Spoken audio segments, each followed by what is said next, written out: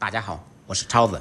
平时火龙果我们都是直接吃，今天给大家分享一种吃火龙果不用吐籽的新吃法，爽滑筋道，做一次菜和饭都有了。话不多说，接下来开始操作。首先准备2个可爱的红心火龙果，去头去尾，从中间划一刀，剥掉外皮，只需要把外皮剥掉就可以了，籽不用去。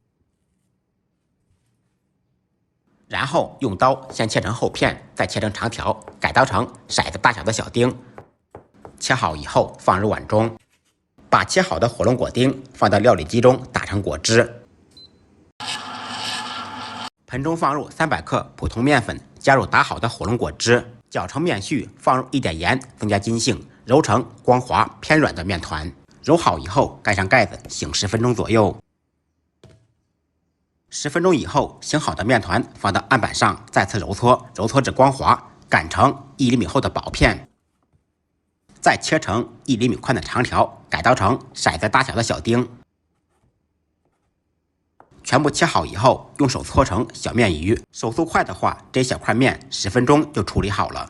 嫌麻烦的这一步也可以交给媳妇儿或者老公来处理。家里面有小朋友的，也可以锻炼一下他们的动手能力。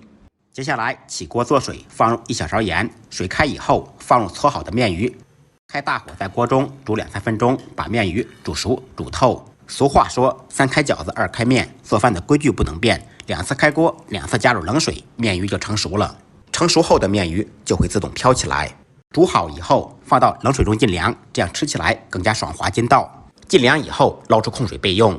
再准备一些自己喜欢吃的青菜，在水中烫熟，可以放油菜、豆芽等等。煮熟以后捞出冲凉备用。做面时离不开大蒜，准备4-5粒大蒜，趁其不备拍匀剁碎。少许小葱洗净切成迷人的小葱花。控水的面鱼放入盆中，放入烫熟的蔬菜，